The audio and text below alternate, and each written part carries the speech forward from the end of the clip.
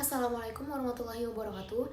Nama saya Amidur Tunisa dengan NPM 202040640307, Prodi Pendidikan Bahasa dan Sastra Indonesia.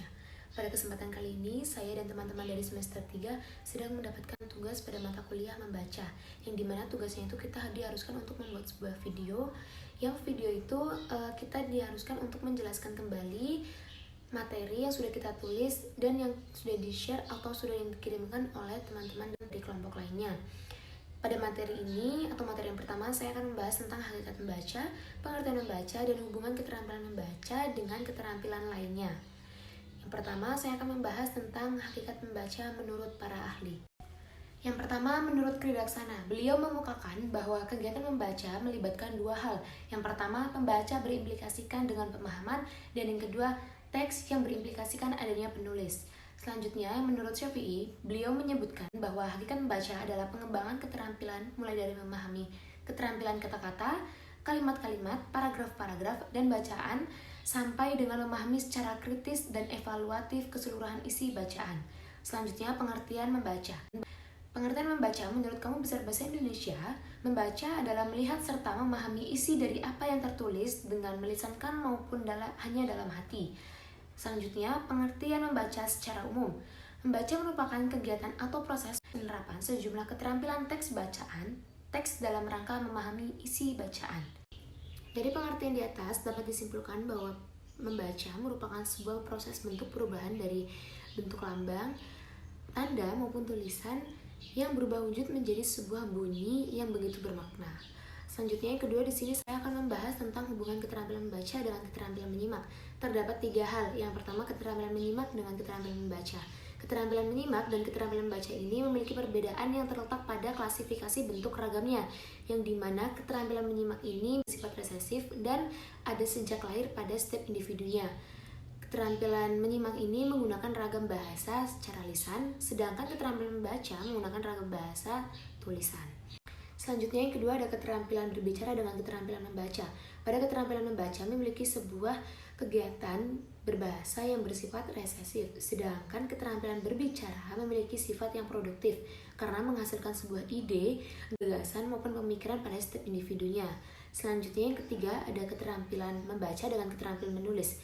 Keterampilan membaca ini sangat berbanding lurus dengan keterampilan menulis. Jika keterampilan membaca merupakan sebuah proses membuka wawasan, yang mana wawasan tersebut akan menjadikan sebuah pengetahuan bagi dirinya sendiri, dan keterampilan menulis itu merupakan sebuah penyajian apa yang telah kita peroleh di masyarakat luas. Selanjutnya, untuk pembahasan yang terakhir pada materi 1 ini, kita akan membahas hubungan keterampilan membaca dengan keterampilan berbahasa. Terdapat tiga hal. Yang pertama, hubungan membaca dengan menyimak. Kedua hubungan ini sangat erat hubungannya karena merupakan sarana untuk menerima sebuah informasi dari kegiatan komunikasi. Namun keduanya memiliki sebuah perbedaan yang hanya terletak pada jenis komunikasinya saja. Jika membaca, jenis komunikasi yang dipakai yaitu sebuah tulisan, sedangkan menyimak, jenis komunikasi yang dipakai itu sebuah lisan. Selanjutnya, yang kedua, ada hubungan membaca dengan berbicara.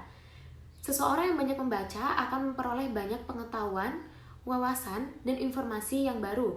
Seseorang yang punya rasa percaya diri akan mampu untuk berkomunikasi bersama orang lain meskipun di depan umum sekalipun. Selanjutnya, yang ketiga, ada hubungan membaca dengan hubungan menulis. Seseorang membaca yang baik, selain dia memperoleh informasi yang dia baca, juga mampu mengelola, menganalisis, mencerna, serta mengembangkan, lalu menyampaikan kembali kepada orang lain, baik melalui lisan maupun sebuah tulisan. Selanjutnya, untuk materi yang kedua, saya akan jelaskan di video yang selanjutnya.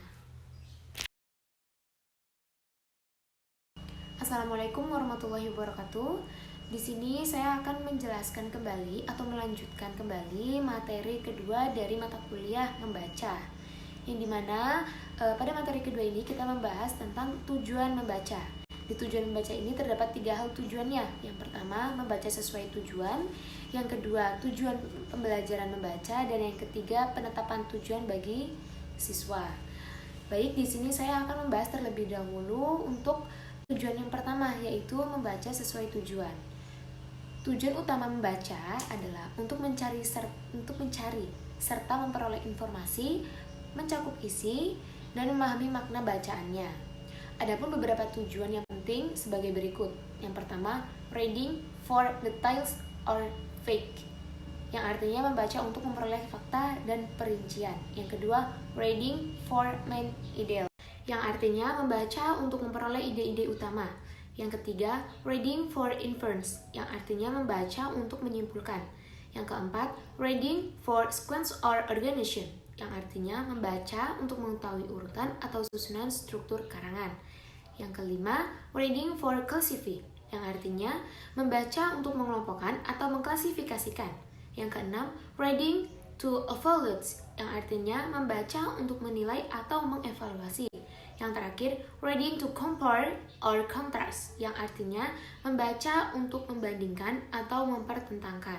Selanjutnya, tujuan yang kedua ada tujuan pembelajaran membaca. Di sini terdapat 11 hal. Yang pertama, menikmati keindahan yang terkandung dalam bacaan. Yang kedua, membaca bersuara untuk memberikan kesempatan kepada siswa untuk menikmati bacaan. Yang ketiga, menggunakan strategi tertentu untuk memahami bacaan. Yang keempat, menggali simpanan pengetahuan atau semata siswa tentang suatu topik. Yang kelima, menghubungkan pengetahuan baru dengan semata siswa. Keenam, mencari informasi untuk pembuatan laporan yang akan disampaikan dengan lisan ataupun tertulis. Yang ketujuh, melakukan penguatan atau penolakan terhadap lamaran-lamaran dibuat oleh siswa sebelum melakukan perbuatan membaca. Yang kedelapan, memberikan kesempatan kepada siswa untuk melakukan eksperimentasi untuk meneliti sesuatu yang dipaparkan dalam sebuah bacaan. Kesembilan, mempelajari struktur bacaan. Yang kesepuluh, menjawab pertanyaan khusus yang dikembangkan oleh guru atau sengaja diberikan oleh penulis bacaan. Ke-11 atau yang terakhir, memberikan motivasi yang intrinsik yang besar bagi seseorang. Selanjutnya ini yang ketiga, yaitu penetapan tujuan bagi siswa. Di dalam penetapan tujuan ini terdapat dua hal. Yang pertama, menggunakan pernyataan yang jelas, tepat, tentang apa yang harus diperhatikan atau yang dicari oleh siswa ketika membaca. Yang kedua, memberikan gambaran yang mudah ditangkap oleh siswa tentang apa yang semestinya mampu untuk mereka lakukan setelah selesai membaca. Selanjutnya, untuk materi yang ketiga, pada pertemuan kelima, saya akan melanjutkan kembali ke video selanjutnya. Assalamualaikum warahmatullahi wabarakatuh. Baiklah, saya di sini akan melanjutkan kembali untuk menjelaskan materi ketiga dari mata kuliah membaca. Pada materi yang ketiga ini, kita membahas tentang jenis-jenis membaca. Jenis-jenis membaca ini terdapat 6. Yang pertama, membaca nyaring, kedua membaca dalam hati, ketiga membaca ekstensif, yang keempat membaca intensif, yang kelima membaca telaah isi, dan yang keenam membaca telaah bahasa. Tapi untuk itu terlebih dahulu saya akan menjelaskan terlebih dahulu untuk jenis yang pertama, yaitu membaca nyaring. Membaca nyaring merupakan sebuah kegiatan membaca dengan menyuarakan tulisan yang dibacanya dengan ucapan dan intonasi yang tepat agar pendengar dan pembaca dapat menangkap informasi yang disampaikan oleh penulis, baik berupa pikiran, perasaan, sikap, ataupun pengalaman penulis. Yang kedua, membaca dalam hati.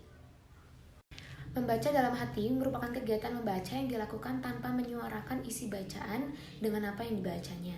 Yang ketiga, membaca ekstensif. Membaca ekstensif adalah membaca secara luas. Objeknya meliputi sebanyak mungkin teks dalam waktu yang sesingkat-singkatnya, yang meliputi membaca survei, membaca sekilas, dan membaca dangkal. Yang keempat, membaca intensif. Membaca intensif merupakan membaca yang penuh penghayatan untuk menyerap apa yang disampaikan. Yang kelima, membaca telaah isi. Ini terdapat 5 hal. Yang pertama, membaca teliti. Kedua, membaca pemahaman. Ketiga, membaca kritis. Yang keempat, membaca ide. Dan yang kelima, membaca kreatif. Yang keenam atau yang terakhir, ini merupakan jenis yang terakhir, yaitu membaca telaah bahasa. Terdapat 2 hal. Yang pertama, membaca bahasa atau foreign language reading. Yang kedua, membaca sastra atau literary reading. Yang pertama, membaca bahasa. Tujuan utama membaca adalah untuk memperbesar daya kata dan mengembangkan kosakata.